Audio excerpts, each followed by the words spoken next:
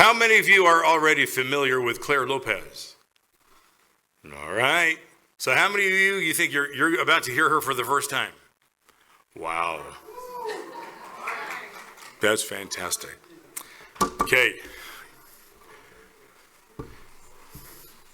Did you bring a pen and paper? You're about to drink from the proverbial fire hose. And I first want to thank Greg and Amy Wilson for bringing Clare here.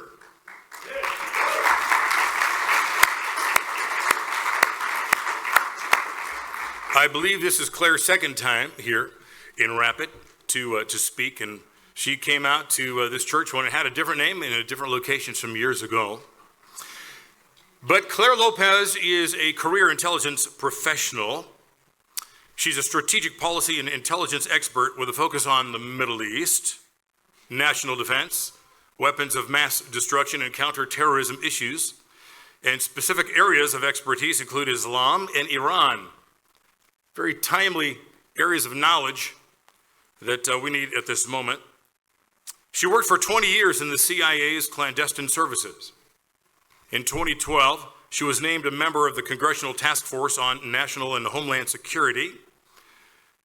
She's a senior fellow at the London Centre for Policy Research and a member of the Board of Advisors for the Canadian Mackenzie Institute. She has served as the Vice President for Research and Analysis at the Center for Security Policy, headed by Frank Gaffney, which would be a familiar name to all of you. Frank Gaffney calls Clare Lopez a woman of extraordinary skill and knowledge, in particular about threats to this country now, most especially emanating from the global jihad movement. She speaks several languages, including Spanish, Bulgarian, French, German, and Russian. Currently, she's studying Farsi. She's now a private consultant. She serves as the vice president of the nonprofit forum, the Intelligence Summit, and is professor at the Center for Counterintelligence and Security Studies, where she teaches courses on the Iranian intelligence services and the expanding influence of jihad and Sharia in Europe and the U.S. I actually just read you a grain of sand of the beach of her bio.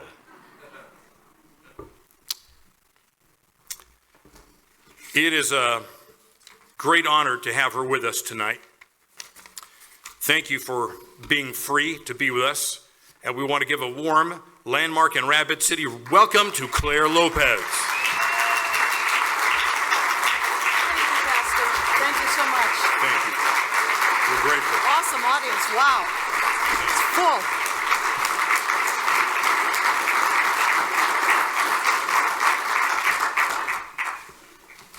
Wow.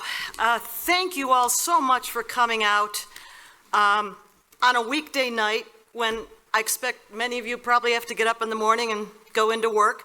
So we'll try to do this in the Cliff's Notes version, the mini fire hose. But I definitely do want to make sure we leave time for Q&A at the end, because we will do that.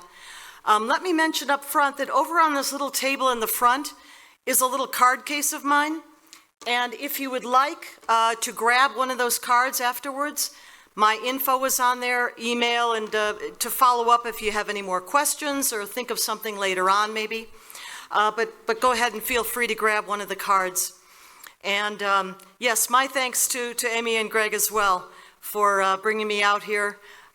We took a gorgeous drive today up in the Black Hills. I mean, just stunningly beautiful. Took all kinds of pictures. So I'm very happy to be back here in Rapid City and in South Dakota once again. And thank you all again for the warm welcome. So even though as I left my hotel room tonight, I was watching our illustrious president take the podium. I mean, I could barely contain my excitement, but I had to go because the car was waiting for me. And he was going to talk about, he began to talk about, the meetings that they held today out in California, right, with our number one strategic enemy in the world, China, and Xi Jinping and his people that were there. And you saw how Gavin Newsom cleaned up San Francisco? Amazing how that works when you really want to do it, right? But so I did not catch all of the remarks, but I'm sure you'll catch the recap later on tonight or tomorrow, and they'll catch the high points of this meeting. But as best I could tell before I left the room was that climate change is really going good, and she promised to do something about the fentanyl. The precursors that come out of China to the Mexican cartels that kill over 100,000 Americans every single year, and many, if not most of those, are young people. Something about a promise like, we're not going to do that anymore. We promise. So those are the things that I heard before I left the room, but you'll catch the rest later, I'm sure. But tonight, and even before that, summit meeting and all took place today, I thought to talk to you about what was going on in the Middle East, and I'm looking at your shelves over here that hold a prayer shawl and the menorah and the flag of Israel over on the other side there. Very, very beautiful presentation or display for support for the Jewish state of Israel. And so that is what I thought I'd cover tonight. I'm sure that you've been watching and you've seen things about it, maybe not knowing exactly what's going on. So I thought I would divide this into 3 parts, right? So we'll start with just like what happened on what we've started to call the Shabbat Massacre of October the 7th, where things are now, as best we can tell. And then the second part, where does this Jew hatred come from? Where is this? And I'll tell you, I and others as well, who've been watching these things for a long time, have been really taken aback by not just the ferocity and the venomousness, but the scope, the size of these, Jew hatred protests on the streets, and of course on university campuses all over America and elsewhere in Western Europe, supposedly bastions of, Western liberal-style democracy. And then the third part tonight that I want to do is bringing it home. How does this affect us? Why do we care that there's a shofar sitting on the shelf over there? What is this? What does this that's going on over there have to do with us even here in the United States or specifically South Dakota? So, okay, to begin then, again, what we're calling the Shabbat or the Sabbath Massacre of October the 7th is when Hamas jihadis crossed the border into Israel and attacked all around the periphery of the Israeli border with Gaza. Kibbutzim, you know what kibbutzim are, yeah? Right, the kibbutzim are small communities. They're typically small towns, small communities, and they are very often agricultural. They usually are working fields and growing crops. And then other small towns around the periphery, also they did attack a few military installations and some police stations too. I'll talk about that in a minute. But they went for the civilians. They specifically went after the civilians. And how many or any of you ever been to Israel? Oh, a whole bunch of you. That's fantastic. I've been there a number of times myself. I've been on that border with Gaza multiple times. I've been in the town of Sderot, which is one of those places that got attacked. And anybody ever been to Sderot, the town on the, you have? Well, you know what I'm talking about, but it's one of the towns. It's more than just a kibbutz. It's quite a town. I don't know how many thousands, but I've been there, and a few years ago was the last time. A couple of things that I recall about this place that just got devastated. I mean, they swept through their atrocities you don't want to even think about. But in Sderot, they've got a children's playground. Did you ever go there? The children's playground, I mean the slides, the swings, the merry-go-rounds, they're underground. They're literally underground as the playground itself is a bomb shelter.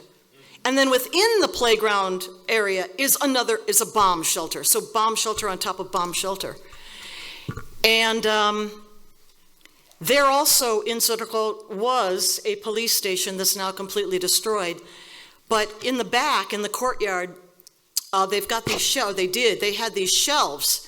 And on the shelves, they put the remnants, the remains of shards and of rockets that had been fired over the months, the years at Sotokot. And the shelves are just full of pieces of rockets that these guys just fire into Sotokot. I mean, for no reason other than they want to kill Jews. That's the only reason. So bringing things up to date so far, they murdered. The number now is a little bit lower than what we feared at the very beginning. And the number I'm hearing now of killed on the 7th, I guess the 8th, a couple of days worth, is about 1,200 Israelis. And injured many, many more than that. And then, of course, hundreds taken hostage. And we don't know exactly how many are hostage, but I'll tell you that there are hostages taken from many different countries, not just Israelis, but including Americans who also were killed on that day. Most of them, very few have been released, but most of them are still hostages. We surmise that many of them are probably down in the tunnels. You probably know that under Gaza, by the way, Gaza's really small. I mean, Israel is small, but Gaza is literally 10 miles wide by about 20 miles long. 10 by 20, that's it. It's quite small. There are a couple of big population centers. One in the north is Gaza City that they're concentrating on now. Further to the south, are others. But it's really not a big place. Overall population before all of this was around 2 million, or maybe a little more than 2 million, something like that. So that is what we're talking about. Do you know who Caroline Glick is? Caroline Glick, but she is American born and raised in the United States, but then some years ago made Aliyah to Israel. She's married. I think they have at least a couple, maybe 3 children, and they live over in Israel. I think she lives in Jerusalem, if I'm not mistaken, but I could be wrong about that. And she's a very, very astute observer, analyst, writer. She has her own podcast show with a bi-weekly or 2 or 3 times a week, really, bringing us up to date. You should look her up, Glick, G-L-I-C-K, Caroline Glick.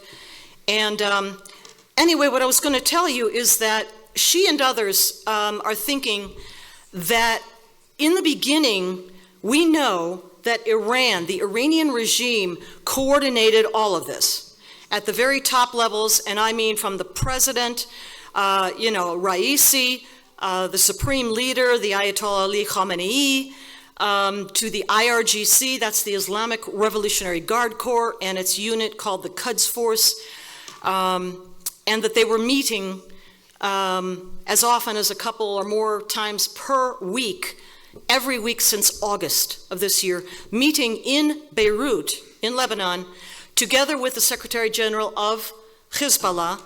By the way, always pronounce it Hezbollah. You know why? Because that gets you the meaning of the word in Arabic. It's Arabic, of course. Hizb means the party or party. And then Allah, of course, is the Arabic word for God. So the party of God. But if you don't say it that way, you lose the meaning. Hezbollah.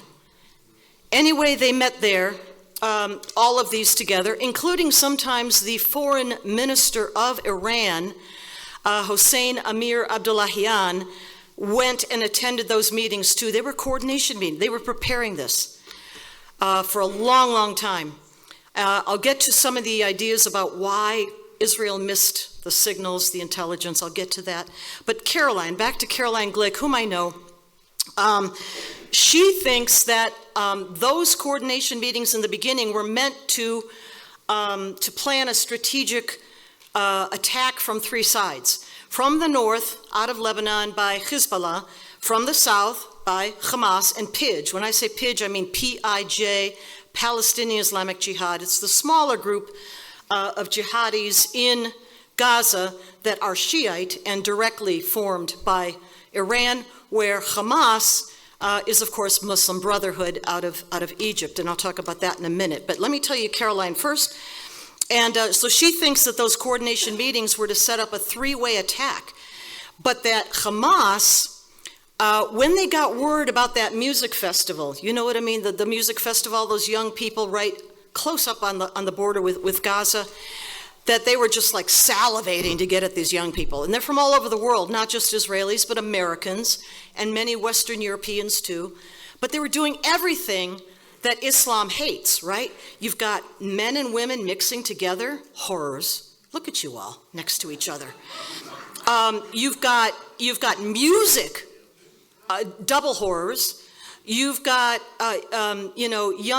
beautiful young girls in summer clothing instead of running around in blue tents. Every one of these things, and probably imbibing some very nice beverages, and they were going all night long, which is why they were still there at 6:30 in the morning on that Saturday, October the 7th. So she thinks, Caroline Glick thinks, that all of those things were just too much of a temptation for Hamas, and that they couldn't hold themselves back. And when they found the date and the time of this music festival, they just jumped the gun and went after it. And the plan was that they were supposed to hit and then move from the original attack places, these kibbutzim and so forth, move into the rest of Israel and overtake more of Israel, which was not prepared, and we'll come to that. But they did not move on.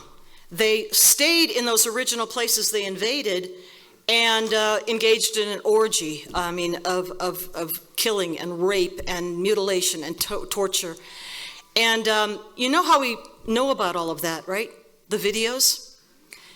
They wore GoPro cameras on their jackets and they were uploading the videos as they were committing these atrocities to social media, especially places like Telegram, but other social media too, because they were so happy, so proud of what they were doing. They weren't hiding anything.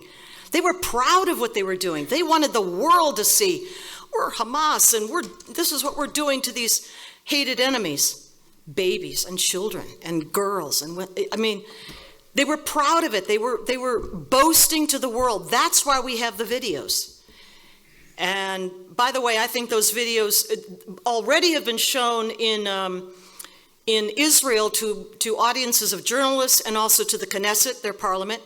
And just, the end of last week, I guess, it was shown in the U.S. Congress, which had a mixed audience of journalists and our congressional members, and they showed the videos there. The IDF spliced together kind of a montage of these horrific videos, and they came up with, I don't know what it is, like 20 minutes or something, and showed that video, that montage of horrors.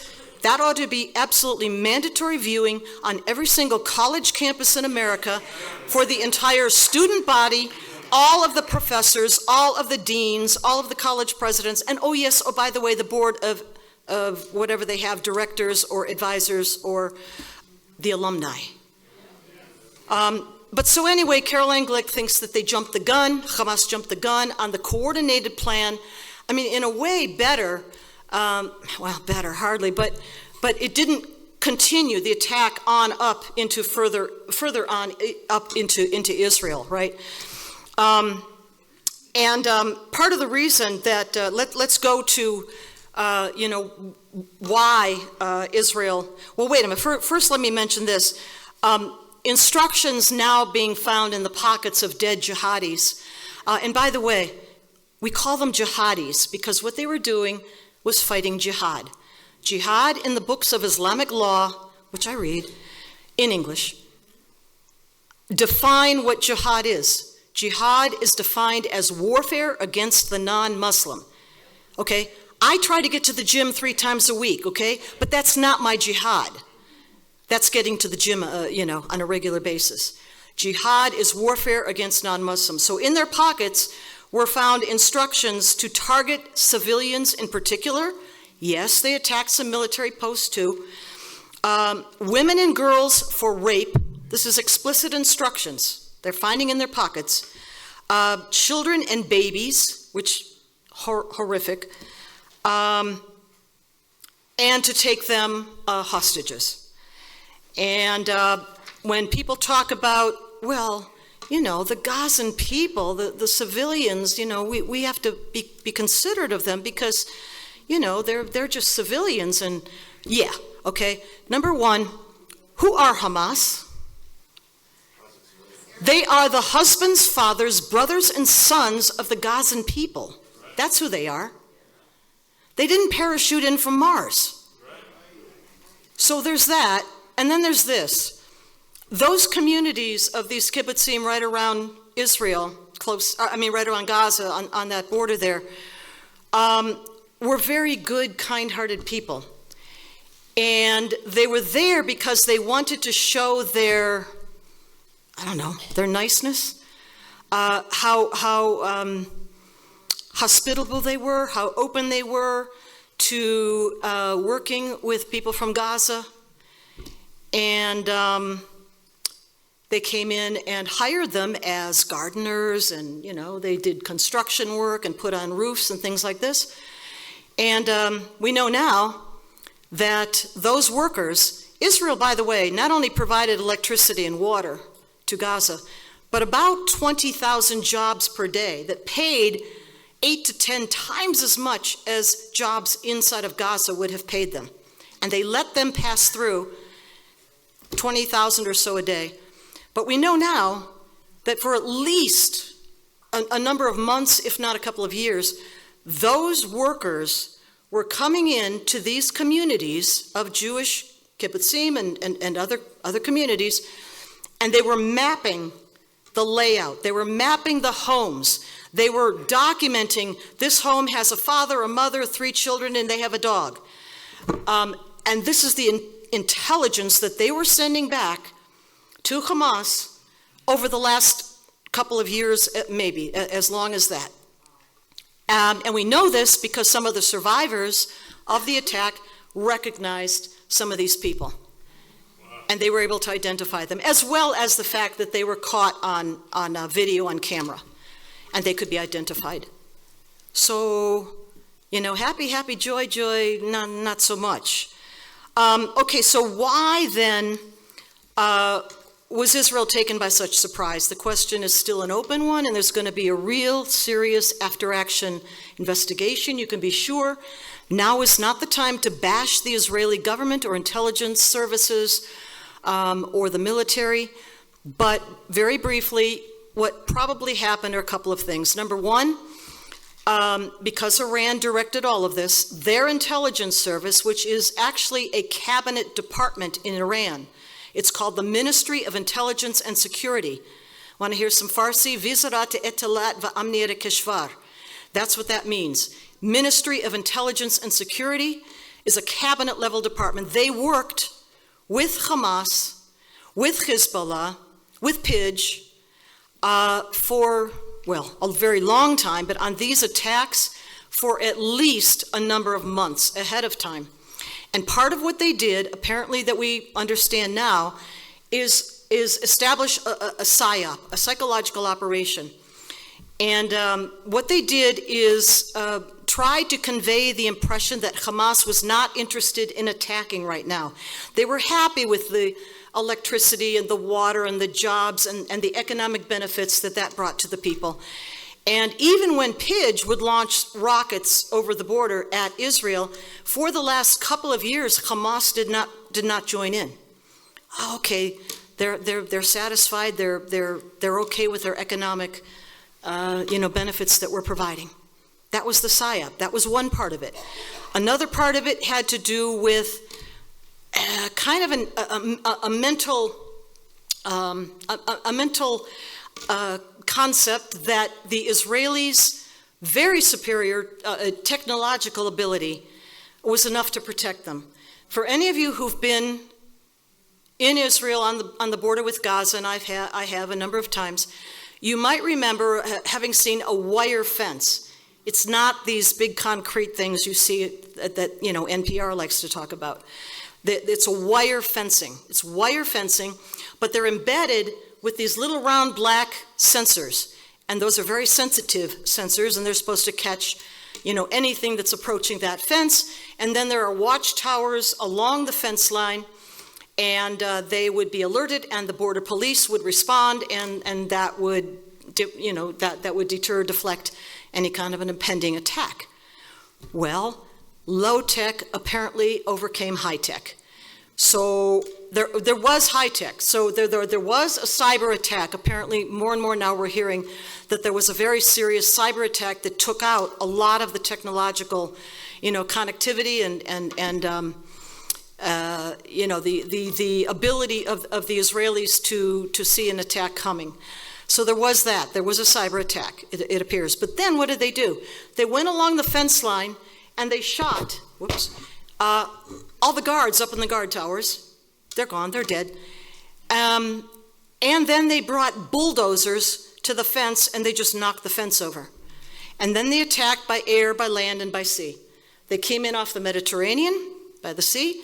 They came over the land. Once the fence was down, you probably saw the pickup trucks and motorcycles and all the rest. And they came by air, if you saw those paragliders.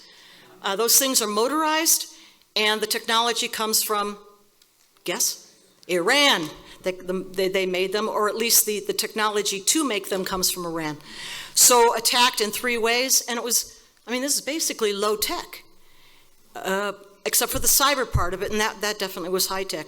So that is part of the reason why they were taken by surprise. The other couple of reasons were these, that you probably know that the high holy days of the Jewish people this year fell in September, and you had Rosh Hashanah, followed by Yom Kippur 10 days later, and then following that was a whole week of Sukkot. Sukkot was a very happy celebration that follows the high holy days. And it's a time when the families get together and they celebrate, and they have meals together, and maybe their attention was not so much on an impending attack, but rather the very last day, that Friday, Saturday, last days of Sukkot. The other reason, Saturday, of course, for the Jewish people is Shabbat, and they were anticipating going to shul and observing Shabbat. And then another reason connected is that there'd been a lot of attacks coming out of Judea and Samaria. Don't ever say West Bank. It's Judea and Samaria. And there were attacks coming out of the towns like Jenin and Nablus and Tulkarm, accelerating kind of a rate of attacks over these last months, really. And they were sometimes shooting people, sometimes knifing people, sometimes vehicle ramming attacks into Tel Aviv, into Jerusalem. And for that reason, IDF troops that had been down along the border with Gaza, some of them were pulled off and brought up to these towns to go after the jihadis. You might know that this is a clan-based society over there. And each of these towns kind of has its own militia. Like Lion's Den comes out of Jenin, and so forth. And the president of the Palestinian Authority, the PA, goes by the name of Abu Mazen. His name is Mahmoud Abbas. He's in the 19th year of a 4-year term, but that's how these things work. You vote once and that's it. And he's older now and not in the best of health, and he's losing his grip. The PA is losing its grip. Hamas is all over Samaria and Judea. And they're stirring up, this kind of terrorist attack. So troops were drawn off. Troops were drawn from the south and taken up to those areas to counter those attacks. So for all of those reasons, and a kind of maybe a little bit of arrogance on the Israeli side in confidence in their own technological superiority, that they probably had the intelligence coming in, but the analysis overrode it because they had the mindset that Hamas is not going to attack right now, doesn't want to attack, and that was the psyop. That's speculative, but in any case. Okay, so let's say, where are we now? Where we are now is that the Israelis very quickly called up well over 300,000 reservists and mustered them around the border with Gaza. They have now entered Gaza, and they're in Gaza City, making very methodical progress. And we know that in Gaza City are a number of hospitals. I'm sure you've seen all this. A lot of it's propaganda, by the way. And one of the major, biggest hospitals is called the Al-Shifa Hospital. Maybe you've heard of it in the news. And Al-Shifa has been the central headquarters of Hamas, of the leadership.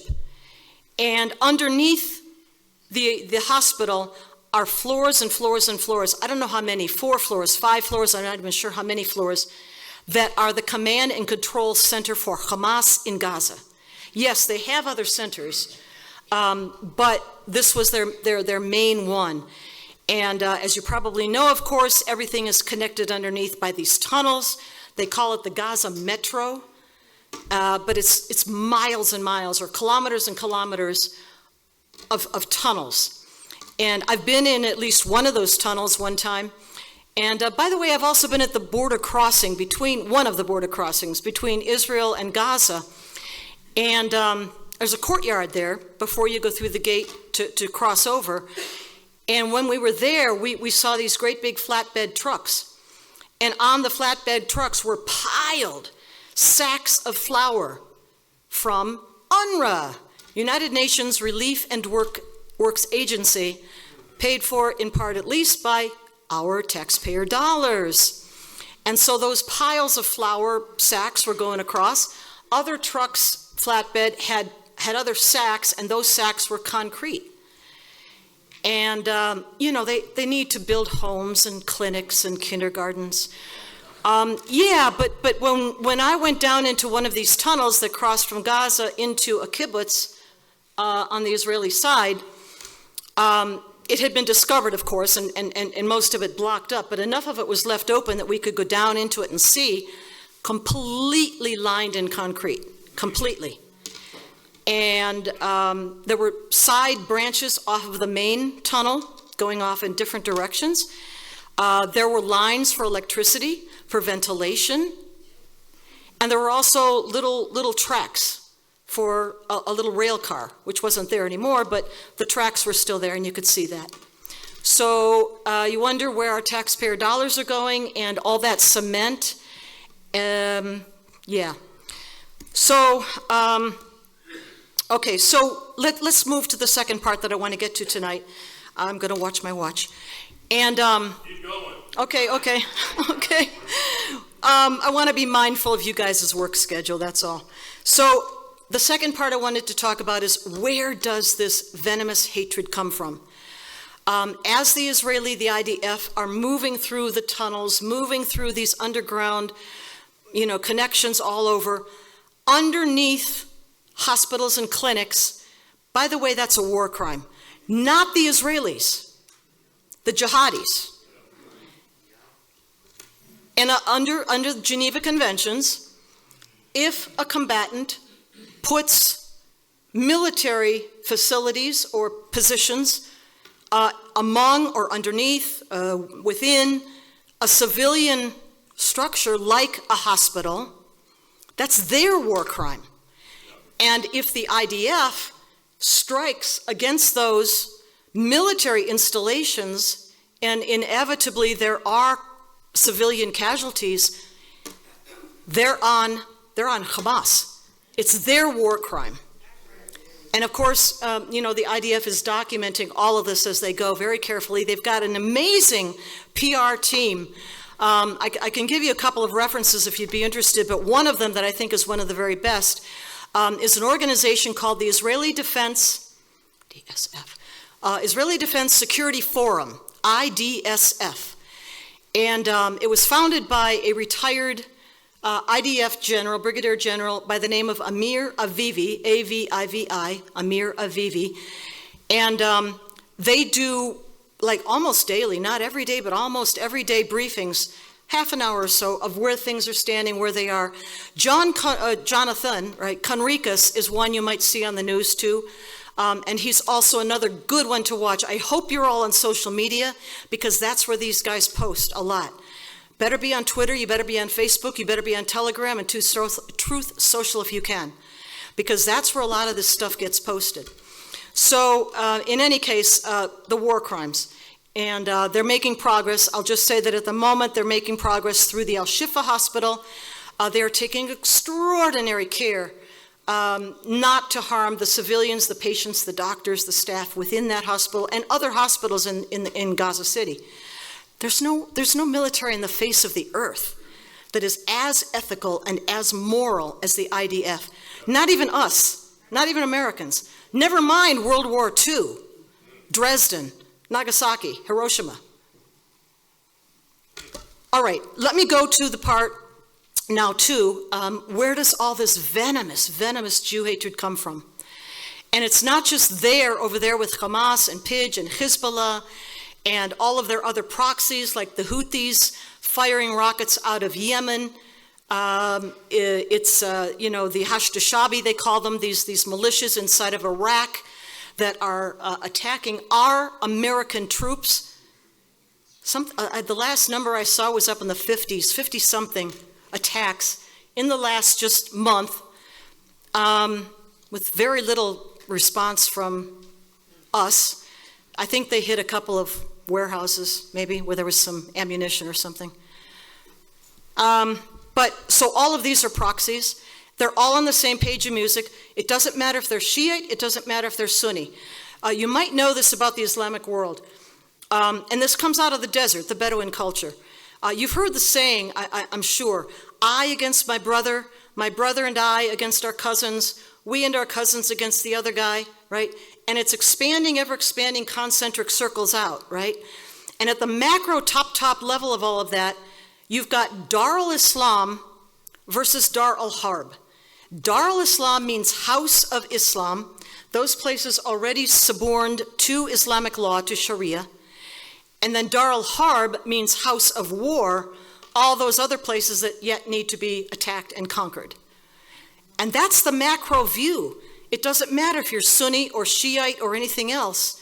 At the macro level, it's Dar al-Islam versus Dar al-Harb. So that's what you're looking at when you've got a Sunni Hamas and a Shiite PIJ and a Shiite Iran and a Shiite Hezbollah, and the militias in Iraq are Sunni, or some of them might be Shiite too. It doesn't matter. It's all against those who are not Muslim. And in the books of law, as we said again, jihad is warfare against the non-Muslim. So that is the original place where it comes from. And a little bit of history, which I'm sure your pastor has probably gone through with that book up there, which is called the Tanakh. Christians would call it the Old Testament, but for the Jewish people, it's called the Tanakh. And go back to where this all comes from in terms of the Jewish people and their ancestral homeland in the Levant. And I think we probably go back to Abraham, right, in Genesis. And you know how long ago Abraham is said to have migrated with his family and his flocks and his herds up out of Mesopotamia, out of Ur, on up to the Levant as we know it today? You know how long ago that was? Somewhere between 15 and 1900 years BC. So you're talking 3,500 to maybe more than that even, BC. That's when he moved family and was told, this is your promised land, and this will be for you and your descendants. And of course then comes Isaac and Jacob, the 12 tribes, the 12 sons of Jacob. And they have continuously occupied and lived in that land since at least 3,500 years BC. I mean 3,500 years total ago. There is no other people extant on the face of the earth today that has an indigenous people claim to that land of the Levant. What is the Levant? Levant actually is a word from the French, right? In French, levantar is to rise or to rise. And what it refers to is the rising of the sun. And the sun rises in the east. And so Levant means the place where the sun rises to the east of Europe, is what that would have been. Compared to Europe, that's the east. And by the way, the Arabic word for Levant is al-Sham. And so in the beginning, when there was ISIS, there's no more ISIS anymore, but in the beginning, it was ISIS, ISIS, the acronym, which is Islamic State in Iraq and al-Sham. Well, what's al-Sham? Al-Sham is the exact same thing as the Levant, geographically speaking. It's the south and eastern littoral of the Mediterranean Sea, curve around from Turkey on down Syria and Lebanon today, and all the way across to Egypt, and then inland as far as Mesopotamia, and really all the way to Saudi Arabia. That's the Levant, that's al-Sham. Now today, of course, the Islamic State is simply Islamic State. It's not ISIS anymore. And the reason is that they're not just in Iraq and al-Sham anymore. They're all over the world, including Afghanistan. So you can't call them ISIS anymore. And the other term, Daesh, that's the Arabic. And it's the exact same thing. Dolate Islamiyya fi al-Iraq wa al-Sham, the Islamic State in Iraq and al-Sham. It's the same thing, right? So these guys, are referring to that part of the Middle East that most often I think we'd probably call it the Levant, but you can call it al-Sham. It's the same thing. Abraham and his descendants are there from 3,500 years ago. Moses leads the Israelite people out of Egypt around 1400 BC, as best we can put it in timing. Around 1400 BC, Moses leads the Exodus out of Egypt to the Promised Land because the sons of Jacob had moved, I think probably for work, to Egypt where they got enslaved. But that's why they were there in the first place. They went there for work because Egypt was a thriving country, society, that could offer work at a time when sometimes there was famine in the Levant. So 1400, you got Moses leading the Israelite people out of Egypt, and they come back to their ancestral homeland in the Levant. And they're up against what? They're up against the Canaanites and the Jebusites and the Amalekites and all the ites. They take over. And in the Bible, in the Old Testament, is another set of enemies. You might have heard of them, the Philistines. You know who the Philistines were? So, okay, we have to go back in history again, to the time of the Trojan War. And after the Trojan War, you know, Iliad and the Odyssey and Homer and all that, the fighters start going back to wherever they came from or migrating to other places. And a bunch of them migrated south out of the Aegean, out of the islands up there in the Aegean Sea, the Mediterranean, and they come down to settle that northern littoral of the Mediterranean Sea. And that's where the Philistines come from. They were called the Sea People. They're Indo-European. They're not even Semitic. They're not from the Middle East. They're Indo-European people.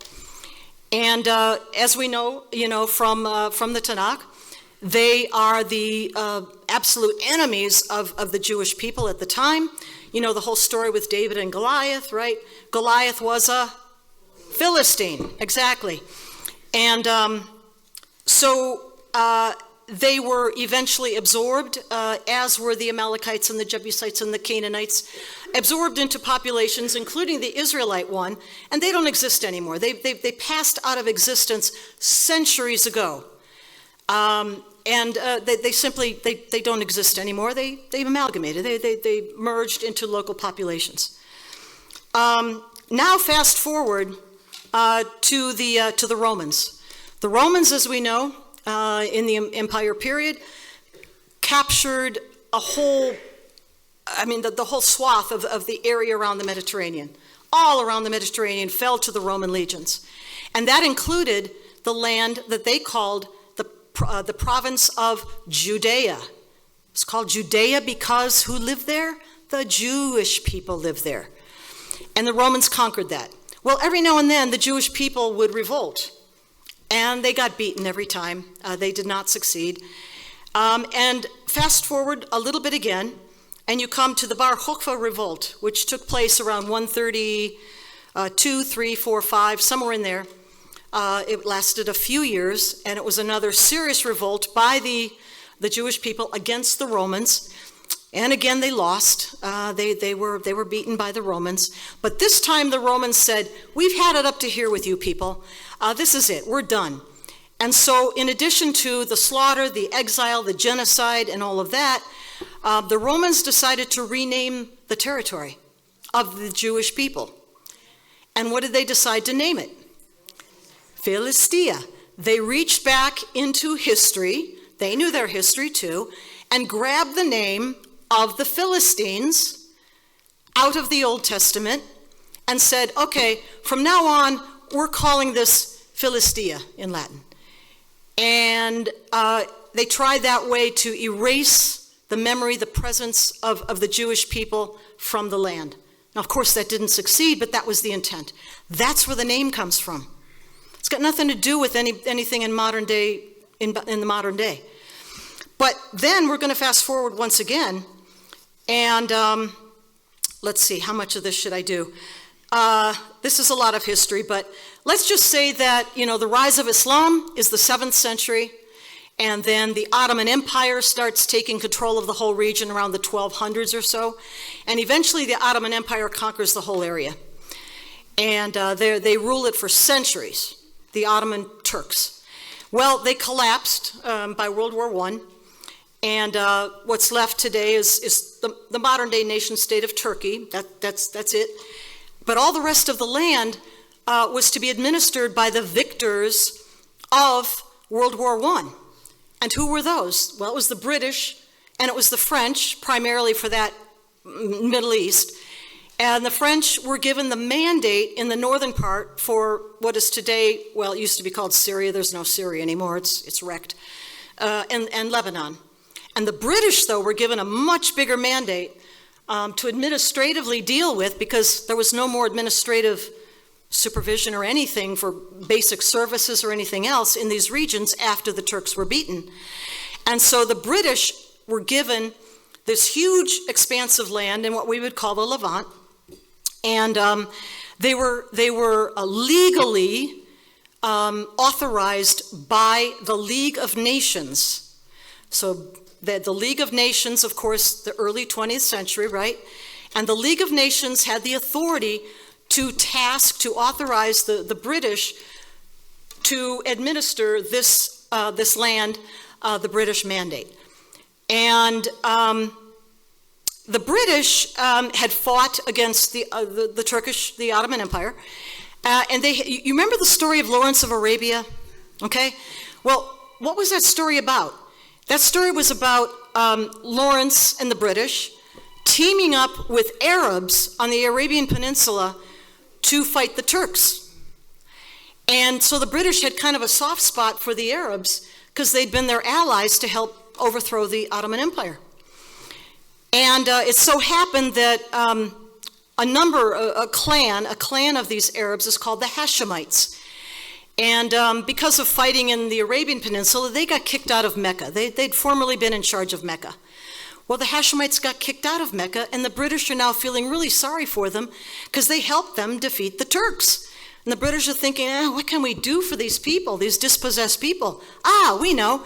So they took the British mandate, which the League of Nations said, British, you establish a Jewish homeland there, and they split it in half because they felt sorry for the Hashemites. And they created the brand new, entirely never before country of Jordan. Jordan never existed before the 20th century. The British made it. They created it out of nothing. They also created Iraq. Iraq never existed before either. The British created it. And they put, for Jordan, they put Abdullah, Hashemite king on the throne, and that's the same name as his grandson now, the current king of Jordan, is also named Abdullah. So already half the Jewish homeland that's been designated legally by the League of Nations is now already split off and given to Jordan. But nevertheless, the Jewish people said, we're gonna still establish our homeland, and the British, went forward. But in the early 20th century, the Arabs of the area were really upset that the Jews were going to get a modern-day nation-state of their own. I mean, have you ever heard of the doctrine of sacred space? It says in Islam that any land ever owned or occupied, conquered by Islam is forever waqf. W-A-Q-F means land endowed by Allah, by God, to the Muslim people in perpetuity. And if they ever lose the land, they have to fight and fight forever till they get it back.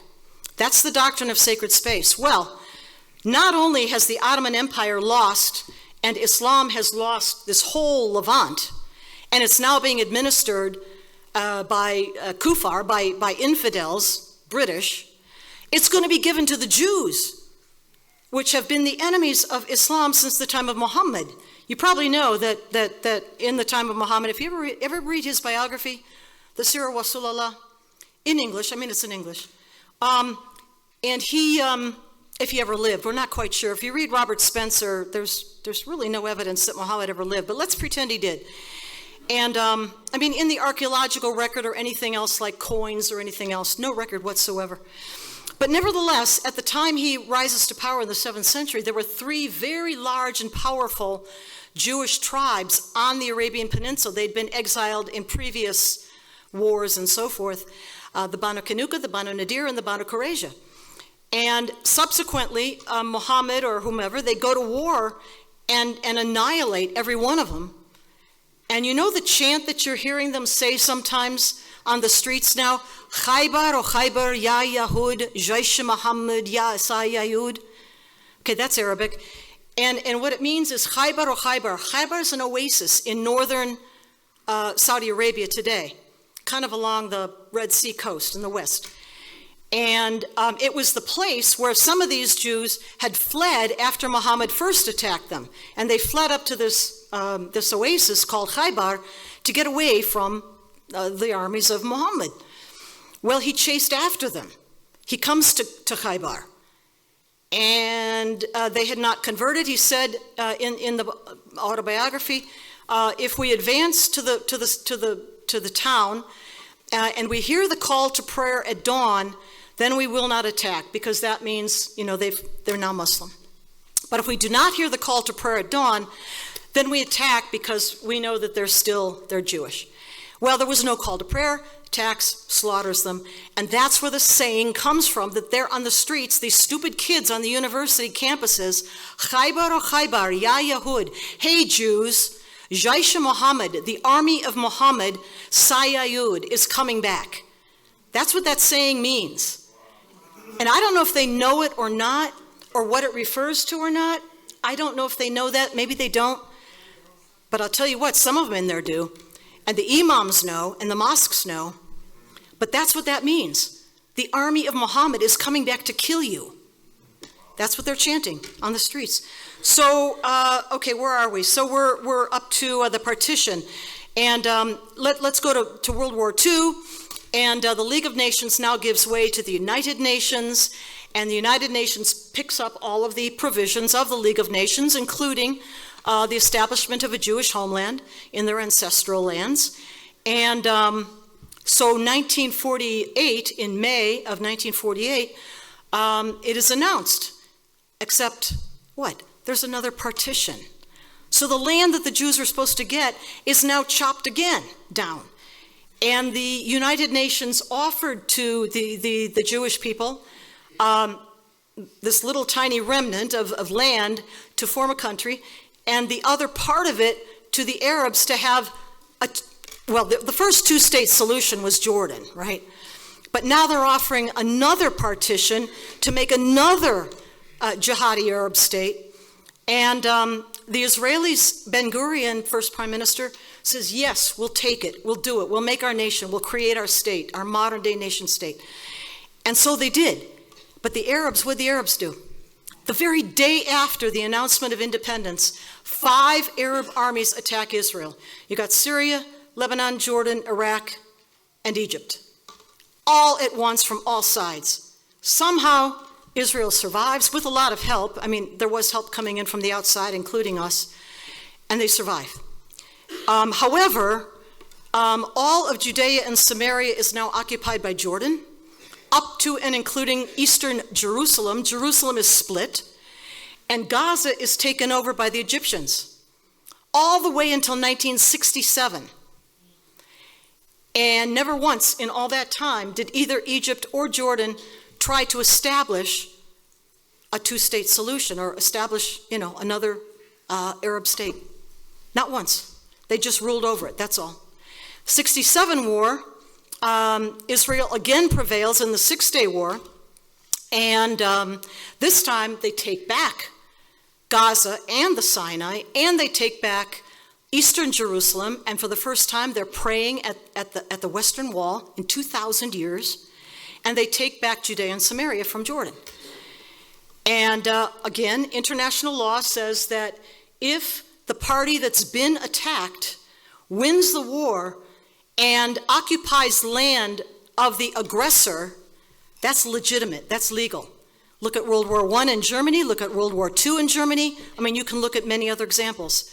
Land taken in a defensive war by the one that's been attacked is legitimate to keep. Besides which, it's been theirs anyway for 3,500 years. But they are now in Judea, Samaria, and also Gaza and the Sinai Peninsula, which the Sinai they gave back to Egypt in a later agreement, but we don't have to go to all of that. And so what I wanted to paint for you there was the legitimacy of not only the Jewish state of Israel, on their ancestral homeland, legally from the League of Nations to the United Nations to all of these wars of aggression that they won. There's no occupation. You can't occupy your own land. Occupation means in a state of war that between two warring parties, the one party occupies the land of the other. That's occupation.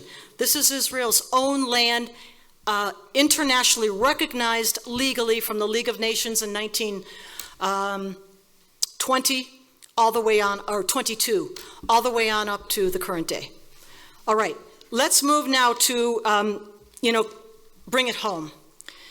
Because we've heard the spokespeople for the Islamic State calling for jihad all over the world, attack the Jews, attack the Americans, attack anybody who's supporting Israel. You've got Al-Azhar. You know what Al-Azhar is? Al-Azhar is the university in Cairo that is the oldest university of Sunni learning in Islam for about 1,000 years.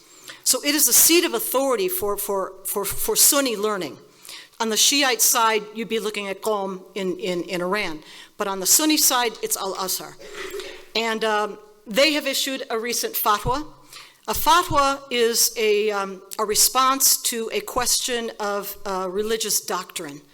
A question about the Islamic doctrine is answered by a senior with authority, a cleric of Islam, a juridical scholar, and that is a fatwa. Well, in their fatwa, they have also declared jihad against, everybody, the Jews and the Americans. And so all of a sudden, I work with Tom Trento and the United West, and we had a program going for quite a while called Defend the Border. And that was about defending our own border. And we worked with Tom Homan, former ICE director under President Trump, and we just could not get traction. Nobody was listening to us. Nobody would help us. Nobody would support us. And so Defend the Border collapsed. And it's kind of folded into the United West now, and if you go to the unitedwest.com or .org, either way, website, you'll find a tab at the top for Defend the West. And so we're still working that issue. But bringing it back home now, I want to talk about borders. And all of a sudden, you know, that Israel's borders are assaulted, and, you know, hundreds and hundreds of their people are slaughtered in the most atrocious ways, and others taken hostage. All of a sudden, you've got people in senior positions of U.S. agencies and organizations. Oh, gee, you think that could possibly ever happen here in America? I want to mention to you the San Diego Field Office Intelligence Division of the CBP, Customs and Border Protection, which back on October the 20th issued a bulletin. And this is the bulletin. It's unclassified. It's online. And in this bulletin, they kind of actually glommed on. And they said, this is a warning, dated again, October the 20th, that due to war in the Middle East, it says, there might be terror-tied individuals seeking to travel from the Middle East across the U.S. southwestern border into the United States. You think?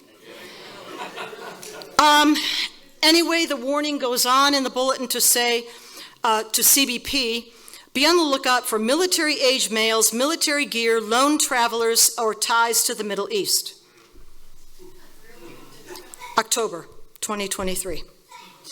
And on the bulletin, as you can maybe see, you see these three colored patches or logos in the middle there. Those are the patches of Hamas, Hezbollah, and PIJ, the Palestinian Islamic Jihad. So they don't actually name them. It's kind of curious. They don't name them, but they show their patches, their logos. Like, be on the lookout for these guys, especially if they're waving their logos around. The Customs and Border Protection has a new chief. He took office earlier this year. I think it was around maybe March or April or somewhere in there. His name is Jason Owens, and he's reputed to be a very good guy.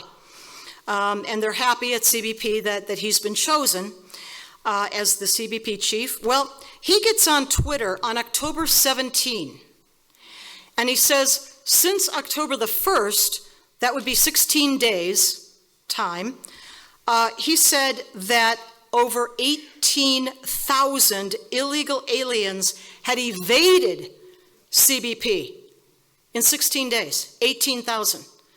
I mean, I'm not going to go through all the numbers that I have here, but they're horrific. And those would be what you call the gotaways. That's the term they use for people they may have seen or in a distance, but they couldn't catch them, or maybe they're on the surveillance cameras, but they couldn't catch them. That's how they count up to 18,000. That's just 16 days, the first half of October, over 18,000. You know, who do you think those are? Who do we think those are? So again, I'll skip all the numbers, but they're really awful. Again, the month of October set all-time records for border crossings. So do you all know perhaps who Todd Bensman is? Todd Bensman is a really good investigative reporter. He also teaches at a university down in Texas, where I lectured for his class actually this past March. Anyway, you can find him also as a fellow at the Center for Immigration Studies, CIS.org. CIS.org. This is Todd Bensman. He writes there. He's on Twitter. You got to get on Twitter. And he posts videos and writing. Well, Todd was focusing recently on the category of illegals that are called special interest aliens, SIAs, special interest aliens. The reason they're called that is because they come from, I don't know what you call them, maybe troubled countries, terror-sponsoring countries. And there's a list of them officially. There's a list. And so he was highlighting, you know, how many of these special interest aliens are getting in.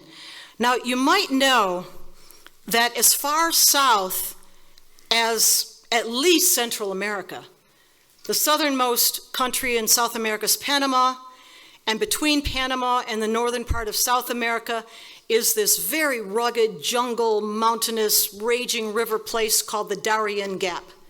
And then you're in South America, and the topmost country there is Colombia, right? And so a lot of these illegals are coming up. They can fly into other places like Ecuador, for example, also Cuba, and they don't need visas to get into those countries. They can land there, and then they get on the path or the road or maybe a bus north, al norte, and they come on up, and they have to get through the Darien Gap, and a lot of people die in there. It's very rugged, very difficult traveling through there. But he's talking about these SIAs who went through there. But even as far south as that, say the Darien Gap in Panama, do you know who Michael Yon is? Y-O-N? Some of you may. He's also another very good investigative reporter on Twitter, Michael Yon, Y-O-N. And I've gotten to know him a bit. And we were on the phone one night back in June. And he's sitting in a cafe on the Panama side of the Darien Gap. And he's saying, I'm looking at all these buses, big white buses, and they're loading up and they're heading north. And the people getting on them, they're all Chinese, and they're men. They're young, fighting age, military, bearing Chinese men. And the villagers in the town were telling him that after these guys had made it through the Darien Gap, and you get through and you, oh, shoo, made it, I got there, I'm in Panama. They're relieved. And he said the villagers were telling him that as they were, relaxing and feeling relieved, they were doing something kind of weird. They were killing chickens. You ever hear this? They're killing chickens and drinking shots of their blood. Yeah, I know, that's gross. And Michael and I didn't know what that was, but we both know Li Mengyan, who is the Chinese virologist, whistleblower who escaped out of China a few years ago, got to know her. She's taught me everything I know about epidemiology and virology, which I knew nothing about before. But we thought to ask her. And so Michael did ask her, what's this drinking of the shots of blood thing in kind of like relief or celebration? They made it through the Darien Gap. And she says, oh, that's the signature training ritual of the Jungle Tigers. Jungle Tigers is the nickname given to the 75th Special Operations Battalion of the People's Liberation Army of China, formed by Xi Jinping back in 2013, she said. And they're all coming up. Now, what I was going to say before is that down as far as Panama, and I don't know, maybe even further south, but certainly by Central America, everybody coming through is given free one of these. That's our taxpayer money. It comes either out of the NGO, the U.S. NGOs, non-governmental organizations like Catholic Charities, Lutheran Social Services, the Methodists, whoever they are, etc., who are funded themselves by the Department of State, and that's our taxpayer dollars. Well, they hand out the clothing and the shoes and the food and the water and the backpacks, and they get debit cards too. Do you guys get debit cards every month? And they get reloaded by the United Nations every month. I mean, I'd like to get some of that. They're all handed these debit cards, and they're reloaded like $300-400 or something every single month. And so they've got all that, and then they get the cell phones.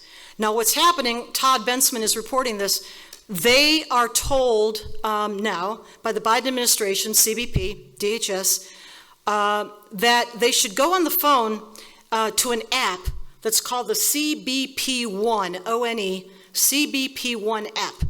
And at that app on the phone, they're supposed to make an appointment with an asylum hearing judge in the United States for a hearing.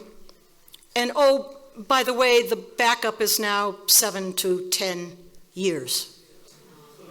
And so a lot of illegals that formerly were categorized as illegals trying to sneak across in between ports of entry are now flooding through the ports of entry because all of a sudden, it's like fairy dust and they're all legal.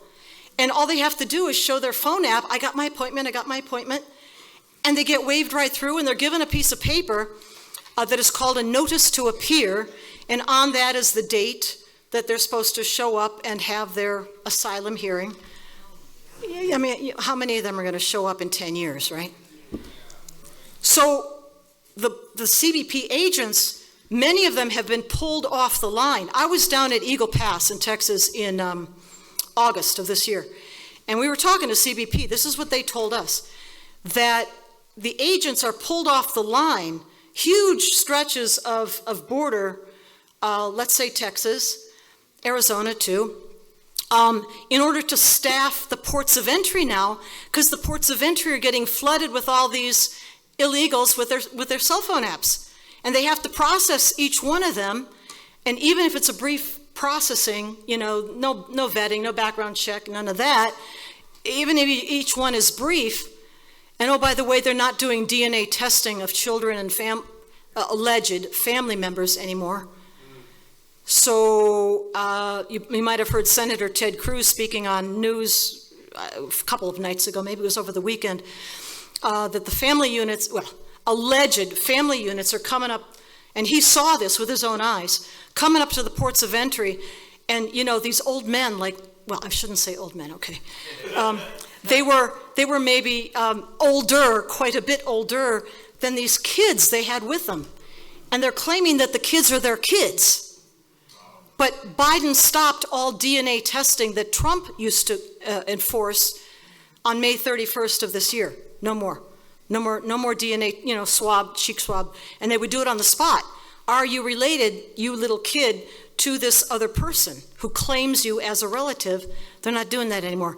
United States government is the biggest child trafficker right now on the face of the earth. So they're pulled off the line. The agents are pulled off the line to process these people and their paperwork at the ports of entry. And what that does is leaves all these wide open spaces in between the ports of entry uncovered by CBP. And it's not because they don't want to. They really, they signed up to do this work because they wanted to defend our border, defend America. The suicide rate is skyrocketing in CBP. They are so discouraged, they're so in despair because they're not allowed to do their job. But so all these spaces are left open. So where do you think the jungle tigers go? Where do you think the jihadis go? The human traffickers, the narco traffickers, the child traffickers. They're not going to come through the ports of entry. Why? The spaces are wide open now. All they have to do is waltz through and, it's home free. And they come here and all the benefits are given. They get housing, they get health care, they get education for the kids. What's not to like? And the debit cards continue to get reloaded every month. This is what's going on. So the point of all of this being, and this is where I'll end this, is they're already here. They are pouring into this country.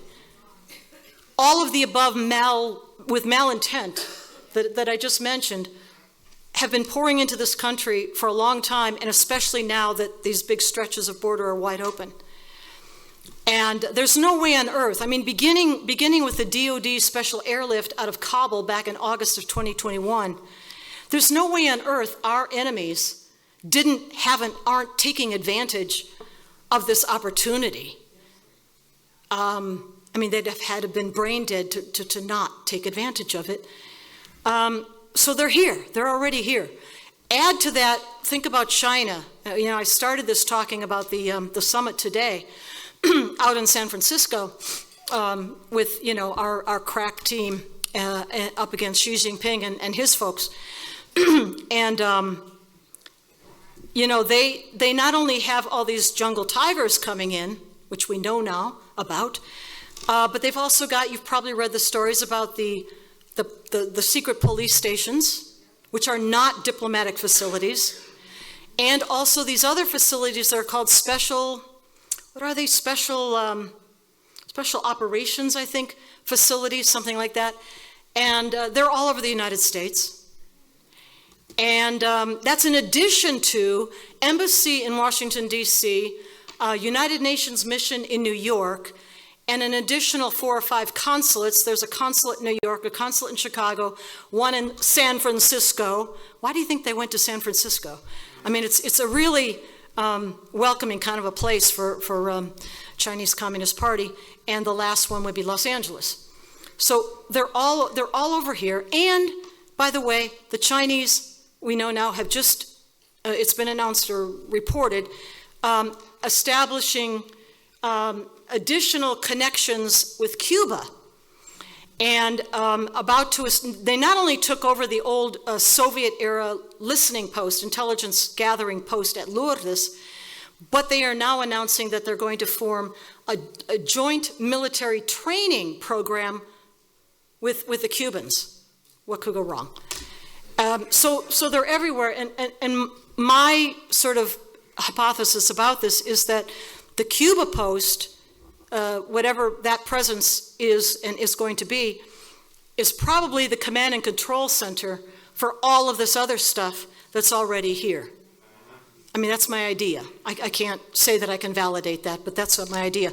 Let me finish with this, and I've talked about this part of tonight's talk being, that our senior officials are finally maybe kind of sort of waking up.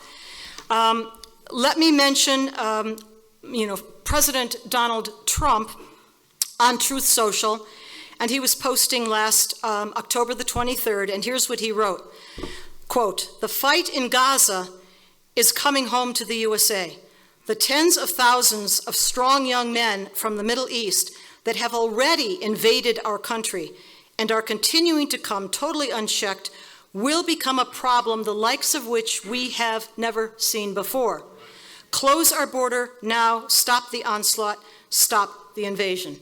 End of Trump's quote, his post on Truth Social. So let me stop there. There's so much more we could talk about, but I don't want to take your entire night. Let's open it up to any questions you may have, anything this topic or others of national security importance that you might want to ask. Please, go ahead. Thank you. Thank you all.